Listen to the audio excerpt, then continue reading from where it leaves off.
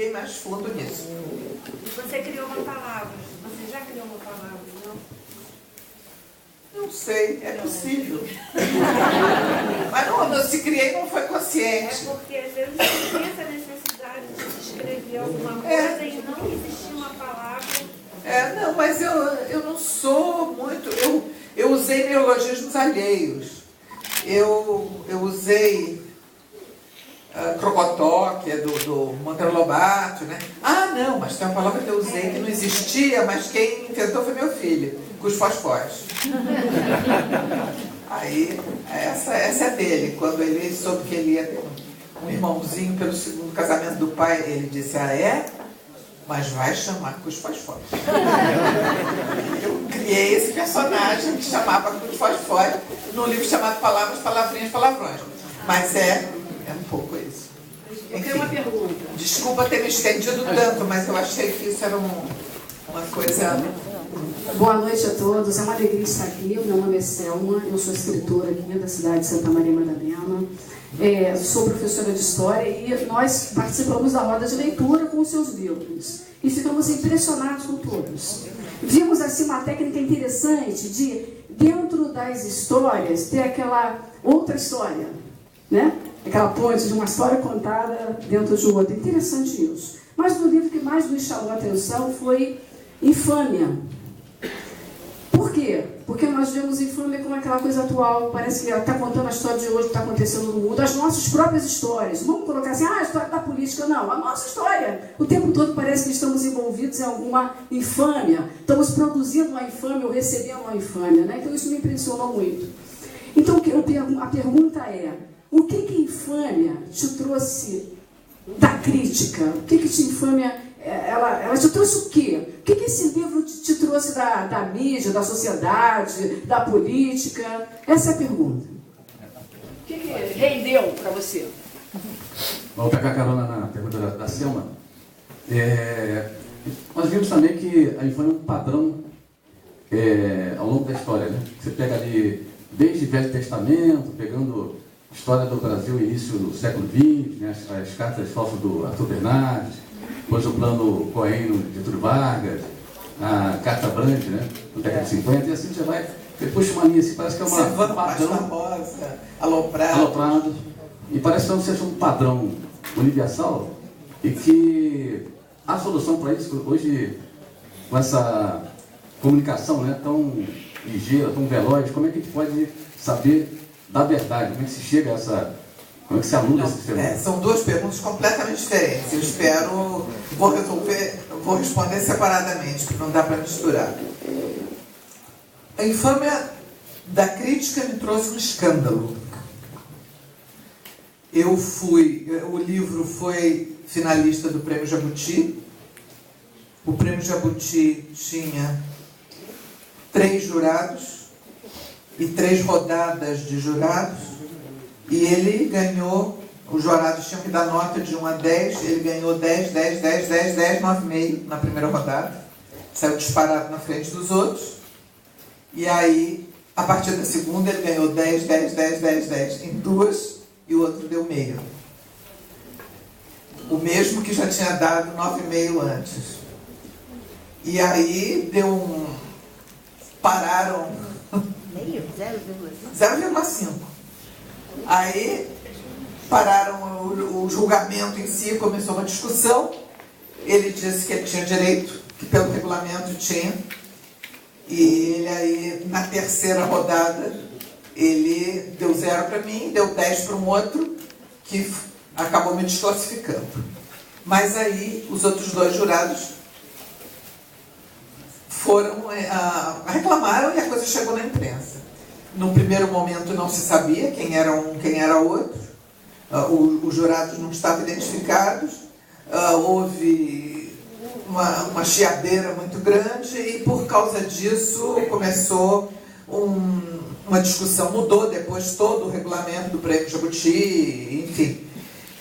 E só depois, daí há 2 meses, é que se identificou quem era o jurado. E não sei porquê, porque ele, entre uma rodada e outra, ele detestou tanto o que foi, houve várias várias propostas do que deveria ser, quer dizer, várias hipóteses de explicação para isso, eu não sei. E não foi a primeira vez que existe uma reação assim, a gente está sujeita a isso o tempo todo, então não me impressionou muito. Quer dizer, foi chato, claro, adoraria ter ganho, mas que jeito, mudou-se todo o regulamento do prêmio daí para frente, mudou-se a curadoria, e quando foi no ano seguinte, o livro ganhou o prêmio Zafari Bourbon, que é o prêmio para o melhor romance publicado nos últimos 2 anos no Brasil, abarcava aquele também, um prêmio que o Antônio Torres também tinha ganho alguns anos antes, era o maior prêmio para romance do Brasil, então foi uma coisa compensou a outra. Mas esse episódio todo me fez perceber como o livro incomodou muito, atingiu muito fundo. E vai assim desde coisa. A Folha de São Paulo, por exemplo, disse que o livro era uma fábula para adultos. Eu até hoje não sei onde eles viram isso, né? Porque o livro é tudo menos uma fábula. Para adultos sim, mas não é uma fábula. Não tem ele tem essa coisa dessa denúncia histórica da mentira, da raiva da mentira. O livro tem uma indignação. Foi um livro que eu, quando fui chegando para o fim, eu sabia que o fim não podia ser outro. Não há a menor possibilidade de consertar uma infâmia. Quando ela vem, acabou. Acabou. Então, eu fui chegando perto e eu chorava e não conseguia escrever. Porque o que ia acontecer com o Custódio, o meu personagem, eu não estava preparada. Então, tem esse aspecto que foi muito difícil. Eu tinha tido algo parecido no Canteiro de Saturno com o aborto da Bárbara. Mas o final do Custódio realmente me desmontou. Mas, ao mesmo tempo, eu não tinha nenhuma ilusão de que pudesse ser outra coisa. A gente, quando começa um livro, não sabe como vai acabar exatamente, mas eu intuía que aquilo não podia dar certo. Agora, o mais impressionante para mim da história paralela em torno a esse livro é que, quando eu lancei o livro no Rio,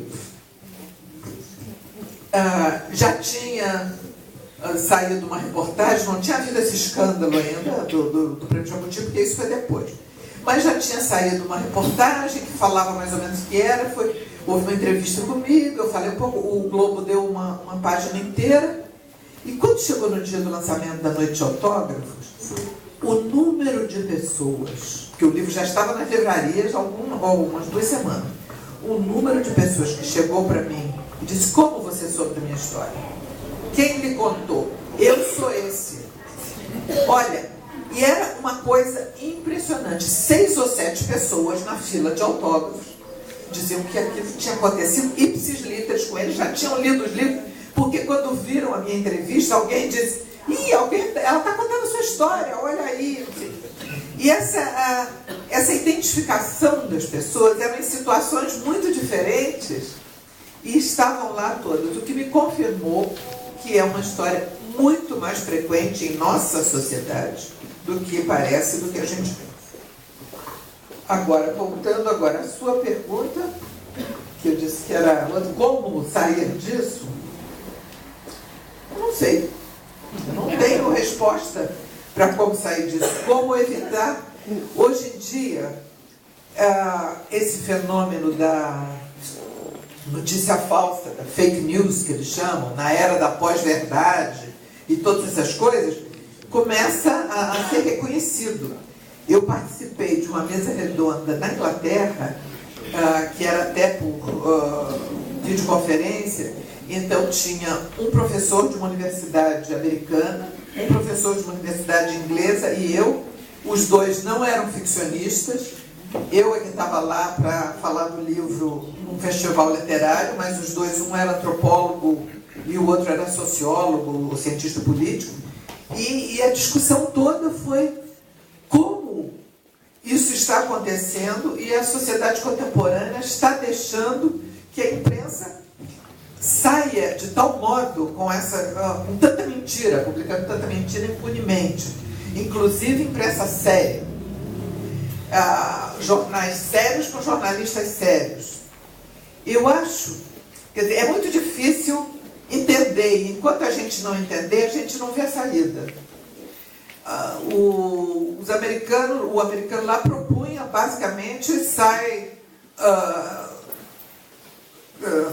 como é que é? Uma coisa de processar quem publica. Mas, aqui no Brasil, o que eu sei, e sei disso de pessoas que eu conheço de perto e amo, é uma pessoa que sofre uma infâmia desse tipo para a imprensa e entra na justiça para dizer, olha, não, nada disso é verdade, essa acusação não corresponde a nada, não há o menor fundamento para isso, isto é uma infâmia, é uma calúnia, etc. Então vai entrar na justiça. A primeira coisa, tem que ser no fórum da cidade onde é a sede do jornal ou da revista, onde foi publicado. Ou seja, se for revista, é em São Paulo, porque as revistas brasileiras são todas de São Paulo. O número de juízes de São Paulo é muitíssimo menor do que é necessário para julgar 1/10 ou 1/100 do que corre lá. Então prescreve sistematicamente antes de ir a julgamento. E quem faz isso, o jornalista que publica isso de má fé, sabe. E sabe que nunca vai dar tempo.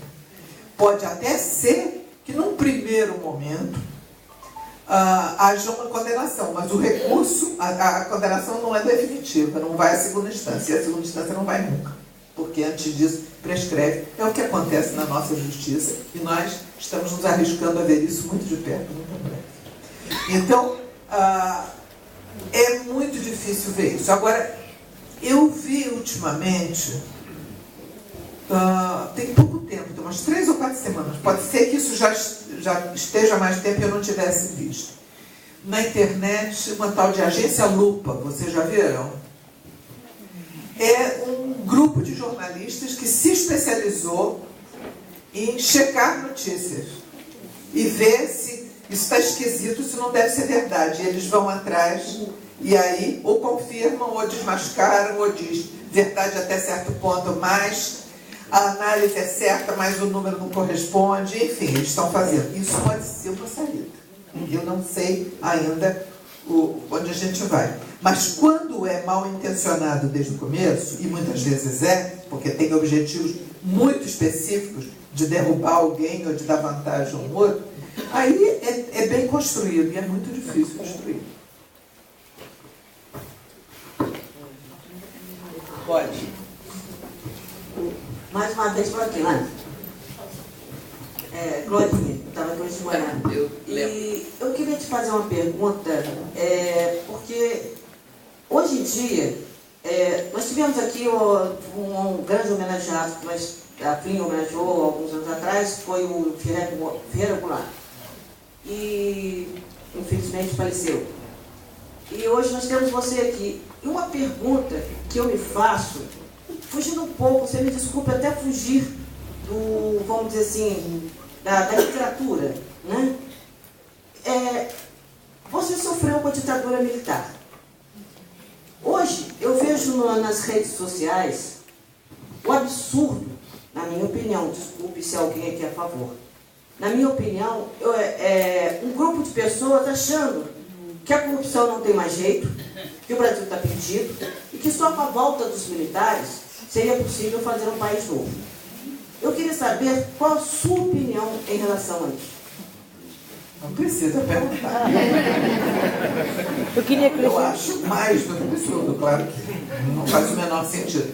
Mas a gente vive uma situação geral de perda de memória histórica e de distorção de memória histórica. E todo esse processo das notícias falsas e das mentiras, a gente não consegue, olhando para trás, saber, por exemplo, se Getúlio Vargas foi ditador ou não. Porque isso é tão complicado de dizer, e foi ontem para a nossa história. Né? Quer dizer, então, a gente não consegue que na discussão da nossa memória, em cima de fatos, que os fatos realmente sejam apresentados. Sempre vem com distorção, vem com uma visão específica, então é muito difícil. Agora, eu acho que isso foge muito aqui. Tentar dar solução, ver o quê, porque claro que eu acho um absurdo isso, mas não sei o que fazer. Eu acho que isso é um retrato da ignorância e da superficialidade com que nós nos dirigimos às urnas. Eu queria complementar essa pergunta, porque... Mas o microfone, só para... Eu queria complementar essa pergunta, porque nós falamos aqui da Ana, autora de livros infantis, e Ana, autora de livros adultos. Mas, ultimamente, para mim, pelo menos, apareceu a Ana Política, que escreve artigos no Globo muito bons, na minha opinião. Eu queria que você falasse dessa Ana Política, que aparentemente já existe há muitos anos, mas agora está se expressando mais. Porque essa Ana Política, durante 7 anos, trabalhou em rádio. Franca, está por aqui, trabalhou comigo, conhece lá, trabalhou comigo esses 7 anos na Rádio Jornal Brasil, sabe disso. Nós trabalhávamos na rádio, eu dirigi o radiojornalismo da Rádio Jornal Brasil de 73 a 80. O período Médici e o período Figueiredo. E nós trabalhávamos com censura na imprensa. Censura vinha assim, tocava o telefone, ou alguém atendia, o telefone podia cair, era para a rádio, mas podia cair no departamento de pesquisa do jornal, o agente que estava do outro lado ditava a ordem, e se a gente desobedecesse, eles tiravam o relé do ar lá na antena no Sumaré e a rádio saía do ar. E como já tinha saído do ar 2 vezes, na terceira perdia a concessão. Então a gente trabalhava com isso em cima da cabeça. E ao mesmo tempo, eu não ia dizer, vou me submeter à censura, então não faço nada. Era o noticiário mais ouvido do Rio de Janeiro, com maior fidelidade de ouvintes, e todo mundo sabia que a gente dizia até onde podia. Então, essas notas da censura vinham diariamente, tinha época de vir 4 ou 5. Eles ligavam, a gente primeiro eu consegui, falei com a gente, não sei o que, tá aqui, por favor, os telefones que funcionam são esses, só esses, não ligue para o geral do Jornal do Brasil, porque a telefonista te joga para fotografia, né? Coisa. Enfim, aí primeiro fixamos que eles ligavam para a rádio. Depois, eles se identificavam, agente Sena, agente Jorge, agente não sei o quê, e davam um número de telefone para o qual a gente ligava em seguida para confirmar. Isso, para convencê-los a fazer isso, foi um trabalho, mas a gente passou a fazer. E, diariamente, quando começava o dia de trabalho, a gente pautava o que devia fazer, mesmo que tivesse censurado. Mesmo que a gente tivesse certeza que iam censurar em cima da hora. Mas quem ia ter o trabalho de censurar era o agente que ia ter que ligar. Eu não ia censurar ninguém, o chefe de reportagem não ia censurar ninguém, o repórter não ia se censurar. Então, com isso, a gente conseguiu brechas absolutamente inacreditáveis. Quando estava se discutindo, por exemplo, eleição direta ou não indireta, num momento em que aquilo estava muito aceso, nós fizemos um noticiário inteiro sobre as eleições do Flamengo. Que o Flamengo ia mudar o presidente. Então a gente entrevistava as pessoas, a cabeça, o locutor, o Eliakim, tinha lido dizendo que era a eleição do Flamengo. Mas todas as entrevistas era a importância de ter eleição, porque cada um escolhe, porque cada um não sei o quê, aí voltava a voz para ele e ele dizia, no Flamengo a outra chapa, tá para tempo todo dizer, e voltava as coisas. Isso foi um outro exemplo que eu lembro, não sei se a Franca lembra desse, que foi ótimo. Era um dia que houve uma passeata em frente à PUC, não me lembro nem porquê, houve uma manifestação grande, e o Alfredo Ribeiro foi cobrir, e voltou, disse, Ana, tem uma gravação sensacional que você vai gostar. E realmente era. Nós pusemos no ar.